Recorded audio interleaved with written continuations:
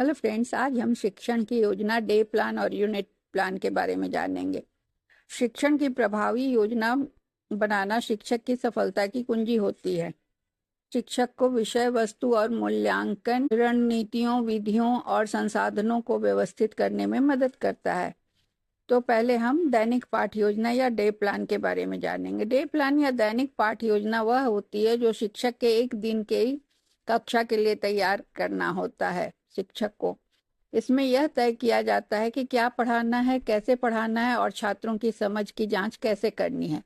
Day plan के प्रमुख घटक हैं। सामान्य जानकारी में आता है दिनांक, कक्षा, विषय, अवधि, विषय वस्तु और शिक्षक का नाम।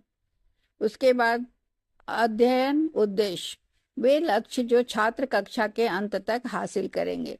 फिर आती है शिक्षण सामग्री, जिसमें chart, model, black board, smart board, presentation इत्यादि। पूर्व ज्ञान, छात्र शिक्षक जो होते हैं या शिक्षक जो होते हैं वो जांच विषय से संबंधित छात्रों के पहले से ज्ञात ज्ञान की जांच करते हैं। परिचय, ध्यान आकर्षित करने के लिए विषय की शुरुआत के लिए जो गतिविधि या प्रश्न पूछा जाता है। प्रस्तुतिकरण, विषय की मुख्य जानकारी को विभिन्न विधियों से समझाना। गतिविधि और अभ्यास, छात्रों को विषय को समझने और याद रखने के लिए अभ्यास कार्य कराया जाता है या दिया जाता है। मूल्यांकन, मौखिक या लिखित प्रश्नों के माध्यम से समझ की जांच की जाती है। समापन, पाठ का सारांश और मुख्य बिंदुओं की पुनरावृत्ति।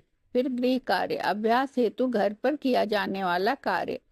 इसे हम एक उदाहरण से समझते हैं। कक्षा 6, विषय विज्ञान, पाठ जल चक्र। उद्देश्य, छात्र जल चक्र के चरणों को समझ और बता सकेंगे। दूसरा है यूनिट प्लान, जिसे अधिगम इकाई योजना भी कहते हैं। यूनिट प्लान डे प्लान से अधिक व्यापक योजना होती है। यह पूरे पाठ या अध्याय की शिक्षण योजना होती है, जिसे कई दिनों और सप्ताहों में पूरा किया जाता है। यूनिट प्लान के मुख्य घटक होते हैं सामान्य जानकारी। सामान्य जानकारी में क्या क्या होता है? कक्षा, विषय, इकाई का नाम, कुल समय और कक्षाओं की संख्या।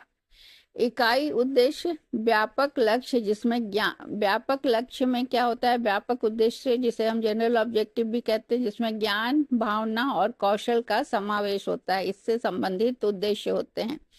विषय वस्तु का विभाजन, इकाई को छोटे छोटे उप विषयों में विभाजित किया जाता है।